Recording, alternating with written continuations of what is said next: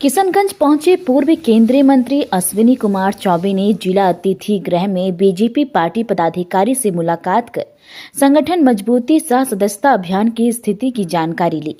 इस दौरान उन्होंने कहा कि देश की सीमाएं जितनी मजबूत होगी, देश उतना ही तरक्की करेगा।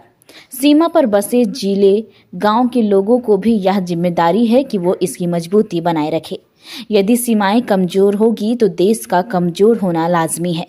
वो बाग डोगरा से पूर्णिया जाने के क्रम में किशनगंज जिला अतिथि गृह में पत्रकारों से बात कर रहे थे। इस दौरान उन्होंने बांग्लादेश में हिंदुओं पर हो रहे अत्याचार पर संयुक्त राष्ट्र संघ से भी संज्ञान लेने की अपील की।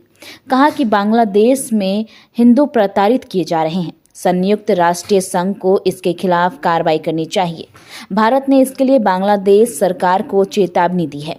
वहीं उन्होंने कहा कि जनसंख्या नियंत्रण आवश्यक है, लेकिन यह केवल एक धर्म विशेष के लिए क्यों जरूरी है। हिंदुओं को भी अपने अस्तित्व को बचाने के लिए 2-3 बच्चे करने की जरूरत है। मिलते जुलते चले।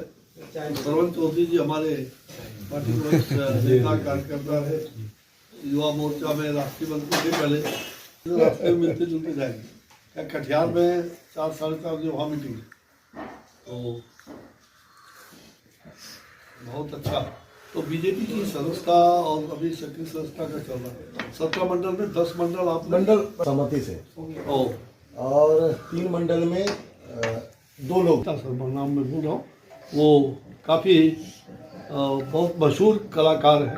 तो पहली बार हिंदुस्तान में वो कथक नृत्य के माध्यम से अटल जी के कविता का मंचन हो रहा है सर, के लोगों को जागरण करते हुए। और हर क्षेत्र में सीमांचल आगे रहा है, आगे रहेगा।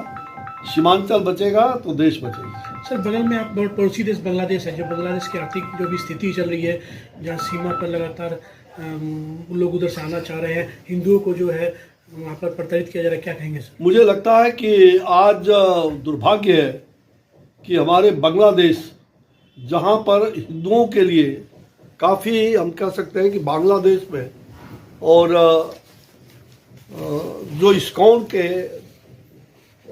उनके ऊपर जो प्रहार हुआ और हिंदुओं पर जो प्रहार हो रहा है, माँ बहनों के साथ जो प्रहार हुआ, जिस प्रकार से हिंदुओं के मंदिरों को तोड़ा जा रहा है, माँ बहनों के साथ कई बहुत ही दुर्यंत घटनाएं, बलात्कार से लेके कई घटनाएं घटी हैं।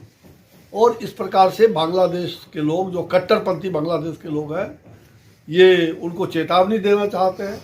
और भारत सरकार और संयुक्त राष्ट्र संघ ऐसे लोगों को, बांग्लादेश के लोगों को, अगर वो अपनी कट्टरपंथी से बाज नहीं आते हैं तो उनको पूरे संयुक्त राष्ट्र संघ में और उनके खिलाफ प्रस्ताव पारित करके ऐसे लोगों पर कार्रवाई करना चाहिए। मुझे लगता है कि हिंदुत्व ही हमारा राष्ट्रहित है। हिंदू उदारवादी होते हैं। हिंदू कभी भी एक दूसरे पर आक्रमण नहीं करता है। और जो हिंदू है वो सनातन है। सनातन धर्मावलंबियों को सबको साथ लेकर के, सब गच्छोद्यम सम बदंतम, सब साथ चलो, सब मिल के चलो, कोई अकेला नहीं, सब मिल के चलो। ये हमारे ऋषि मुनियों ने वेदों में ये बात कहा है। सर्वे भवन्तु सुखिनः सर्वे सन्तु निरामया, सभी सुखी हो, सभी आरोग्य रहे। तो हम तो उदात्त है, उदार है, लेकिन कोई हमारी कमजोरी ना समझे। अगर इस प्रकार से बांग्लादेश में हो रहा है और हमारे बॉर्डर एरिया में भी आए दिन बांग्लादेश से विदेशी घुसपैठ यहाँ पर प्रवेश करते जा रहे हैं, जहाँ सरकार का भी ध्यान है, केंद्र और राज्य सरकार दोनों का ध्यान है, उस पर नियंत्रण भी किया जा रहा है। लेकिन यहाँ की जनता को जागरूक रह करके ऐसे लोगों पर ध्यान रखने की आवश्यकता है। और हिंदू समाज अपमानित न हो। सनातन को अपमान करने वाला वो धरती से मिट जाएगा। सर, आप यहाँ पर कई बार जो है भाजपा जो है जनसंख्या विस्फोट की बात बोलती है, सीमांचल में डेमोग्राफिक चेंज हो रहा है जी, सीमांचल में डेमोग्राफिक चेंज की बात बोलती है, जनसंख्या विस्फोट की बात आप करते हैं, तो सर क्या लगता है कि सीमांचल की स्थिति में आप क्या आगे देखते हैं परिदृश्य में 10 दिन का? सर देखिए, मुझे लग रहा है कि यहाँ की जनसंख्या, ये ठीक है कि हमें जनसंख्या को भी, समाज के अंदर सभी धर्मों को, हम तो सर्वधर्म संभाव की बात करने वाले लोग हैं, और जनसंख्या नियंत्रण सबके लिए आवश्यक है, ताकि हमारे पास जो भूभाग है, जो हमारे पास संपदा है, वो सबको हम तभी दे सकते हैं, परिवार को सुखी रख सकते हैं।